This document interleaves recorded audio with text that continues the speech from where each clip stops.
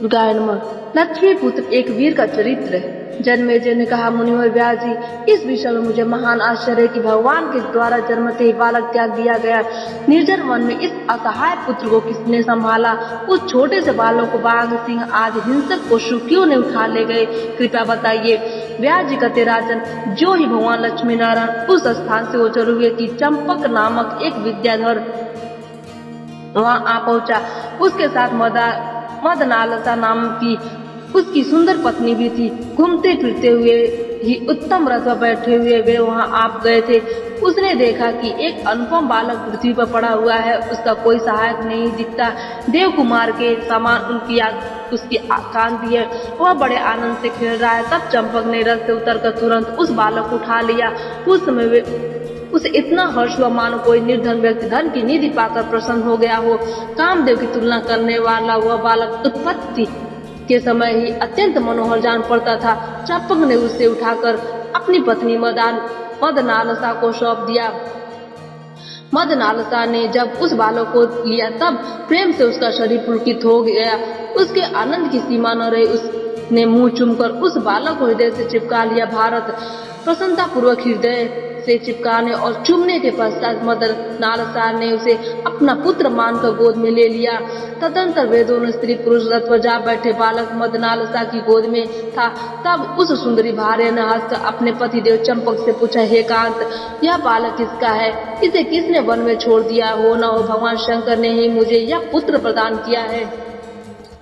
चंपक ने कहा, प्रिय, इंद्र सर्वज्ञ पुरुष है। मैं अभी जाकर उनसे पूछता हूँ कि यह बालक देवता है, दानव है अथवा गंधर्व है। उनसे आज्ञा पाकर ही वन में मिले हुए इस बालक को मैं अपना पुत्र बनाऊंगा। मेरे विचार से उनसे बिना पूछे कोई भी कार्य करना अनुचित है।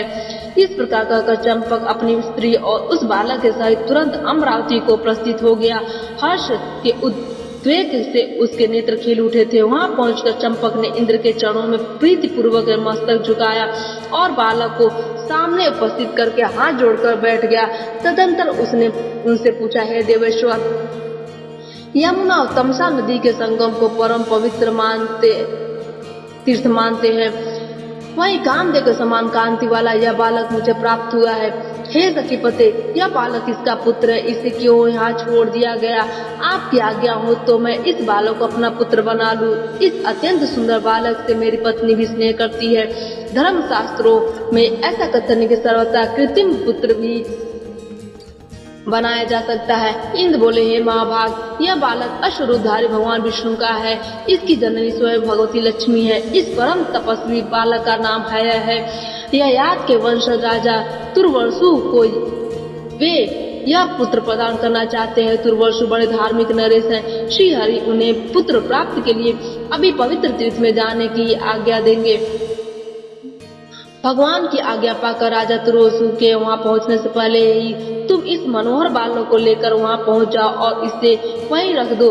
विलंब करने से ठीक नहीं होगा, कारण बालक न मिलेगा तो राजा तुर्वसु अत्यंत दुखी हो जाएंगे।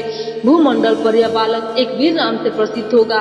व्यास जी कहते, राजा देवराज इंद्र की बात सुनकर चंपक उसी क्षण बालक को लेकर वहां से चल पड़ा और उसे जहां से उठाया तो वहीं ले जाकर रख दिया।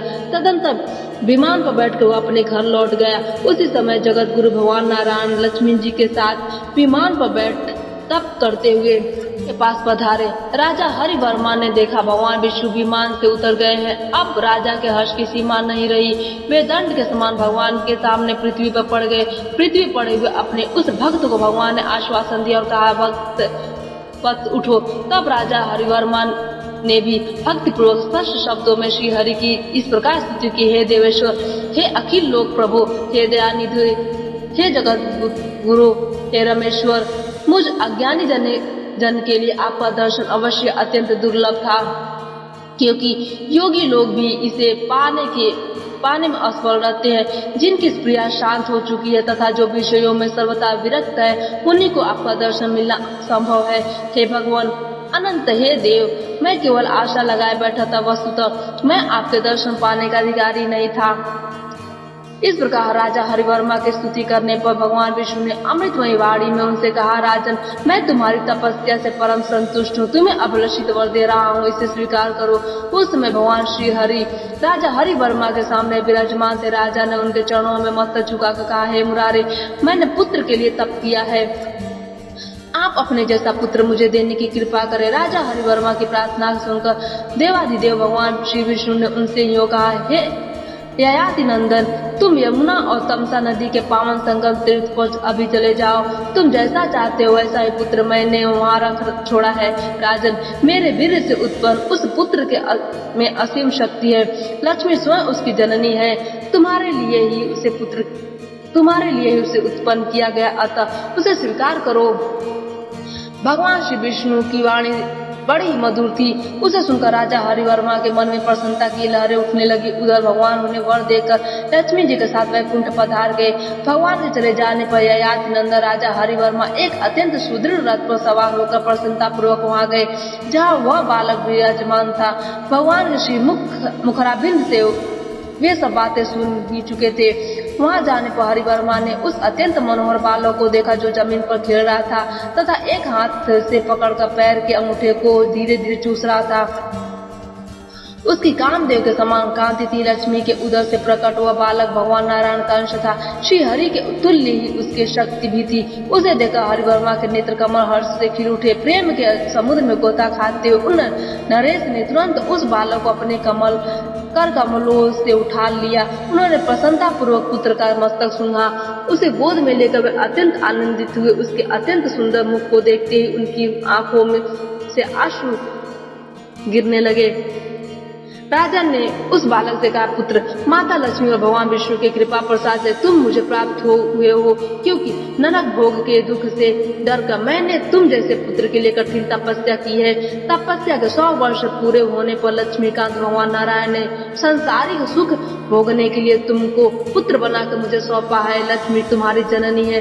उन्होंने तुम्हें उत्पन्न करके मेरे लिए छोड़ दिया है। स्वयं भगवान विष्णु के साथ वे वैकुंठ पधार गए। उस माता को धन्यवाद है जो तुम जैसे हंसमुख बालक को गोद में लेकर आनंद पाएगी। पुत्र, तुम संसार सागर से पार करने के लिए नौका स्वरूप हो। भगवान नारायण तुम्हारे निर्माता हैं। इस प्रकार का राजा हरिवर्मा प्रसन्नता पूर्वक उस पुत्र को लेकर नगर के लिए प्रस्थित हुए।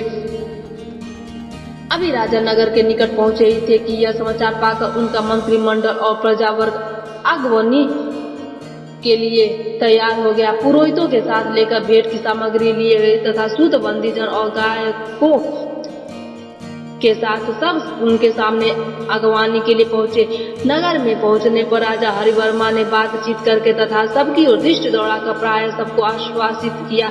नागरिक समय प्रकार से उनका स्वागत करने के लिए तैयार थे। जब राजा हरिवर्मा ने पुत्र को लेकर नगर में प्रवेश किया तब मार्ग में उनके ऊपर चारों ओर से खीलों और फूलों की वर्षा होने लगी। प्रजा के द्वारा यो सम्मानित होकर वे नरेश मंत्रियों के साथ अपने समृद्धशाली महल में गए। हर्षपूर्वक उस अभिनव पुत्र को हाथों में लेकर उन्होंने रानी को सौंप दिया। उस सग प्रसूत पुत्र की कांति कामदेव की तुलना कर रही थी। महाराज हरिवर्मा की रानी बड़ी साध्वी थी। उन्होंने उस अभिनव पुत्र को गोद में लेकर राजा से पूछा, महाराज, कामदेव के समान सुंदर यह सुजन्मा पुत्र आपको कहाँ से प्राप्त हुआ? कांत, आप शीघ्र बताने की कृपा करें कि आपको किसने यह सुंदर पुत्र प्रदान किया है। इसको देखकर अब मेरा मन अपने वश में नहीं रहा। तब राजा ने बड़ी प्रसन्नता के साथ रानी से कहा, हे प्रिय, भगवान श्री लक्ष्मी नारायण ने मुझे यह पुत्र प्रदान किया है। लोलाक्षी, इस महान शक्तिशाली पुत्र की जननी साक्षात भगवती लक्ष्मी है। भगवान विष्णु के अंश से इसका प्राकट्य हुआ है। रानी उस बालक को लेकर आनंद में निमग्न हो गई। राजा ने बड़े समारोह के साथ पुत्र उत्सव मनाया। याचकों को प्रचुर दान दिया। बहुत से बाजे बजे और गीत गाए गए। यो उत्सव करके राजा हरिवर्मा ने अपने पुत्र का नाम एक वीर रखा। महाराज हरिवर्मा इंद्र के समान पराक्रमी थे। विष्णु के सदृश गुण वाले पुत्र को पाकर उनके मन में अपार हर्ष हुआ।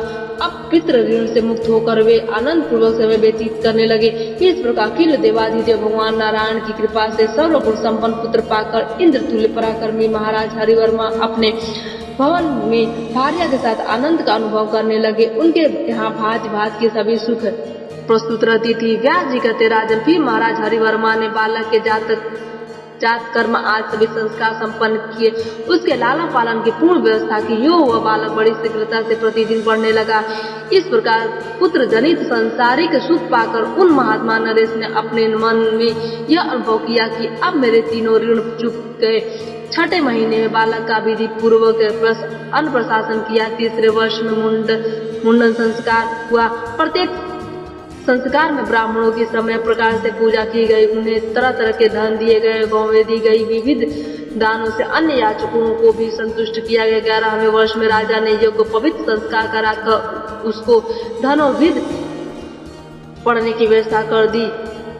जब राजा हरिवर्मा देखा राजकुमार ने धनुर्विद्या सीख ली है और राजधर्म के सभी प्रकार इसे भली भांति अवगत हो गए हैं, तब उनके मन में आया कि अब इसका राज्याभिषेक कर देना चाहिए। फिर तो पुष्कर योग में बड़े आदर के साथ अभिषेक में आने वाली सभी सामग्रियां एकत्र की गई। शंभु शास्त्र के परागामी वेदज्ञ ब्राह्मण बुलाए गए। उन नरेश ने राजकुमार का विधिवत अभिषेक संपन्न किया। उस शुभ अवसर पर स्वर्ग राजा ने तीर्थों और समुद्र में के जल से राजकुमार का अभिषेक किया। ब्राह्मणों को धन देने के पश्चात राजा ने कुमार को राजगद्दी पर बैठाने की व्यवस्था की। यूं एक वीर को राजा बनाकर और सुयोग्य मंत्रियों को नियुक्त करके महाराज हरिवर्मा रानी सहित वन में चले गए। उन्होंने इंद्रियों पर संपूर्ण अधिकार प्राप्त कर लिया था। मैनाक पर्वत के शिखर पर उनका तृतीय वानप्रस्थ आश्रम व्यतीत होने लगा। वे जंगली पत्ते और फल खाकर निरंतर भगवान शंकर की आराधना में जुटे रहे। इस प्रकार रानी सहित राजा की दिनचर्या चलने लगी। प्रारब्ध कर्म शेष होने पर उनका पांच भौतिक शरीर शांत हो गया। अपने शुभ कर्म के प्रभाव से उन्होंने स्वर्ग लोक में प्रस्थान प्राप्त किया। पिताजी का स्वर्गवास हो गया। यह सुनकर है एक वीर वे वैदिक विधि के अनुसार उनका और धैर्य वैदिक संस्कार किया। पिता की सभी क्रियाएं संपन्न हो जाने पर वे मेधावी राजकुमार उनसे मिले हुए राज्य पर शासन करने लगे। वे बड़े धर्म पुरुष थे। सर्वोत्कृष्ट राज्य के अधिकारी होने पर उन्हें तरह तरह के भोग सुलभ हो गए। मंत्रिमंडल उनका बड़ा सम्मान करता था। एक समय की बात है, प्रतापी राजा एक दिन बहुत से मंत्री कुमारों के साथ घोड़े पर सवार होकर गंगा के तट पर गए। देखा फलों और फूलों से लदे हुए मनोहर वृक्ष वहाँ शोभा पा रहे थे। कोकिलों की ध्वनि और भौरों की गुनगुनाहट से उस वृक्ष की अनुपम शोभा हो रही थी। वहाँ मुनियों के अनेक दिव्य आश्रम थे। निरंतर वेद ध्वनि हो रही थी। हवन के धुएं से आकाश भर गया था। जहाँ तहाँ मृगों के छोटे छोटे बच्चे लांघकर छलांग मार रहे थे। धान की बहुत सी पकी हुई क्यारियां थी। ग्वालियां और खेतों की रक्षा पर नियुक्त थी। फूले हुए कमलों के सुशोभित हुए बहुत से सरोवर और मन को लुभाने वाले वन में भी दृष्टिगोचर हुए। अशोक, चंपा, कटहल, बकुल, तिल, नीम फूले हुए पारिजात, साकुताल और कतमाल आदि वृक्षों पर उनकी दृष्टि पड़ी। कुछ दूर आगे बढ़ने पर उन्हें एक खिला हुआ कमल दिखाई दिया। उस कमल से बड़ी उत्कट गंध निकल रही थी। राजा एक वीर ने देखा, वही जल के दक्षिण भाग में कमल के समान नेत्र वाली एक सुंदरी कन्या रो रही है। उसके शरीर की कांति सुवर्ण जैसी थी। मनोहर केश थे, शंख के समान ग्रीवा थी। होठ ऐसे जान पड़ते थे मानो बिंबा। फलों कमर पतली थी। नाच का बड़ी सुंदर थी। उसके प्रायः सभी अंग मनोहर थे। वह सखी से दूर होकर अत्यंत दुखपूर्वक विलाप कर रही थी। उसकी आंखों से आंसू गिर रहे थे। उस निर्जन वन में वो फूट फूट कर रो रही थी। जान पड़ता था मानो कुररी पक्षी विलाप कर रही हो। ऐसी स्थिति में पड़ी हुई उस कन्या को देखकर राजा एक वीर ने उससे शोक का कारण पूछा। सुन से तुम अपना परिचय दो, कौन हो? हे सुभानने, तुम्हारे पिता कौन है? सुंदरी बताओ, तुम गंधर्व अथवा देवता की कन्या हो तो नहीं हो? तुम्हारे रोने का क्या कारण है? बाले, तुम कैसे अकेली खड़ी हो? हे पिक्स्वरे, तुम्हें यहाँ किसने छोड़ रखा? इस समय तुम्हारे पतिदेव अथवा पिता कहाँ चले गए हैं? अब तुम मेरे सामने अपने दुख का कारण व्यक्त करने की कृपा करो। मैं समय प्रकार से तुम्हारा दुख दूर करने के लिए तैयार हूँ। हे तनवंगी, निश्चित है मेरे राज में किसी को भी दुख नहीं सताते। इसमें न चोर का भय और न राक्षस का है। मैं इस भूमंडल का नरेश हूँ। मेरे शासनकाल में भयंकर उत्पातों का होना असंभव है। कहीं किसी को बाघ अथवा सिंह भी किंचित मात्र भय नहीं पहुंचा सकते। हे बामुरो, असहाय होकर तुम क्यों भी लख रही हो? तुम्हें क्या दुख है, मुझसे बतलाओ। हे कांते, जगत में प्राणियों के वैदिक एवं मानसिक अत्यंत कठिन दुख को दूर करना मेरा प्रधान कर्म है। इस अद्भुत व्रत का मैं बड़ी तत्परता से पालन करता हूँ। हे विशालोचने, बताओ, तुम्हारी मानसिक चिंता मैं अवश्य दूर कर दूंगा। इस प्रकार राजा एक वीर के कहने पर उनकी बात सुनकर उस मधुर भाषी कन्या ने उनसे कहा, राजेंद्र सुनिए, मैं अपने शोक का कारण बता रही हूँ। राजन, विपत्ति न हो तो प्राणी क्यों रोए हैं महाबले? मैं अपने रोने का कारण बता रही हूँ। आपके राज्य में अन्यत्र एक परम धार्मिक राजा रहते हैं, उनका नाम रैम्भ है। उनकी स्त्री रुक्मरेखा प्रसिद्ध है। राजा को कोई संतान नहीं थी। रानी रुक्मरेखा बड़ी सुंदर, कार्यकुशल, पतिव्रता और संपूर्ण शुभ लक्षणों से संपन्न है। पुत्र के अभाव से दुखी होकर उन्होंने राजा रैम्भ से कहा, स्वामी, मेरे इस जीवन से क्या प्रयोजन है? इस व्यर्थ जीवन को धिक्कार, क्योंकि संतानहीन बंध्या जगत में कभी सुख नहीं पा सकती। इस प्रकार पत्नी से प्रेरणा पाकर राजा रैम्भ उत्तम पुत्रेष्टि यज्ञ करने के लिए तत्पर हुए। उन्होंने यज्ञ के विशेषज्ञ ब्राह्मणों को बुलाया और विधि पूर्वक सब यज्ञ क्रियाएं संपन्न की। पुत्र की अभिलाषा से उन नरेश ने शास्त्रोक्त प्रकार से प्रचुर धन दान किया। यज्ञ में निरंतर घी की आहुतियां दी जाती थी। अग्निदेव बड़ी तेजी से प्रज्वलित हो रहे थे। तदनंतर यज्ञ अग्नि से एक सुंदरी कन्या निकल आई। वह सभी शुभ लक्षणों से पूर्णतया संपन्न थी। जब वह मनोहर कन्या अग्नि से प्रकट हो गई, तब होता ने उसे अपने पास बैठा लिया। तत्पश्चात उन्होंने उस सुंदरी कन्या को लेकर राजा रैम्भ से कहा, राजन, इस पुत्री को लो, यह सभी उत्तम लक्षणों से उत्पन्न है। हवन करते समय अग्नि से इसकी उत्पत्ति हुई है। यह ऐसी जान पड़ती है मानो मड़ियों की एक लड़ी हो। जगत में यह कन्या एकावली नाम से प्रसिद्ध होगी। भूपाल, पुत्र की तुलना करने वाली इस कन्या को पाकर तुम सुखी हो जाओगे। राजन, भगवान विष्णु ने तुम्हें यह कन्या प्रदान की है। इसे पाकर संतुष्ट होना तुम्हारे लिए श्रेष्ठकर होगा। होता की बात सुनकर राजा रैम्भ ने उस सुंदरी कन्या की ओर देखा और उन्होंने अत्यंत प्रसन्न होकर उसे गोद में ले लिया और उसे अपनी पत्नी रुक्मरेखा को सौंप दिया। देते समय उन्होंने कहा, सुभगे, तुम इस कन्या को पुत्री रूप से स्वीकार करो। मन को मुग्ध कर देने वाली उस कन्या की आंखें कमल के समान सुंदर थी। उसे पाकर रानी रुक्मरेखा के मन में बड़ा आनंद हुआ। वे ऐसी सुखी थी मानो पुत्र ही उत्पन्न हो गया हो। जात कर्म आदि सभी शुभ एवं मांगलिक संस्कार विधि पूर्वक कराए गए। यज्ञांत में राजा ने ब्राह्मणों को अच्छी अच्छी वस्तुएं दक्षिणा में प्रदान की। तदंतर ब्राह्मण वहां से विदा हो गए। राजा रैम्भ के हर्ष की सीमा न रही। पुत्र के साया ने होने से जैसे प्रतिदिन माता को हर्ष होता है, रानी रुक्मरेखा भी वैसे ही आनंद का अनुभव करने लगी। उस समय पुत्रवती रानी की मन में हर्ष का पार न था।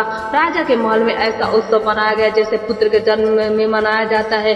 पुत्री और पुत्र में किंचित मात्र भेद नहीं है। यह मानकर माता पिता उस कन्या को अत्यंत स्नेह की दृष्टि से देखने लगे। बूढ़े, मैं उन्हीं राजा रैम्भ के मंत्री की कन्या हूँ। मेरा नाम यशोवती है। मैं और एकावली दोनों समान अवस्था की हूँ। राज रैम्भ ने राजकुमारी के साथ खेलने के लिए मुझे नियुक्त कर रखा था। एकावली सदा मेरे साथ रहती थी। हम दोनों रात दिन प्रेम पूर्वक जहाँ तहाँ घुमा करती थी। एकावली को जहाँ सुगंधित कमल दिखाई पड़ते वह प्राय वहीं चली जाती थी। अन्यत्र कहीं भी उसे सुख नहीं मिलता था। एक समय की बात है, गंगा के तट पर बहुत दूर कमल खिले हुए थे। राजकुमारी सखियों सहित मेरे साथ घूमती हुई वहाँ चली गई। तब मैंने महाराज रैम्भ से कहा, राजन, आपकी लाडली कन्या एकावली कमलों को देखती हुई बहुत दूर निर्जन वन में चली जाती है। इससे राजा रैम्भ ने अपनी कन्या को दूर जाने के लिए मना कर दिया। साथ ही उन्होंने घर पर ही बहुत से जलाशय तैयार करवा दिए और उनमें कमल लगवा दिए। कमल खिल गए, उन पर चारों ओर भौरे गुजरने लगे। इतने पर भी कमलों में आसक्ति होने के कारण राजकुमारी बाहर चली जाती थी। उस समय राजा रैम्भ की आज्ञा से बहुत से रक्षक हाथों में शस्त्र लेकर उनके साथ जाया करते थे। मैं तथा दूसरी सखियां भी साथ रहती थी। इस प्रकार वह सुंदरी कन्या मनोरंजन के लिए गंगा के तट पर निरंतर आती जाती रहती थी। आज की कथा यहीं पर समाप्त होती है।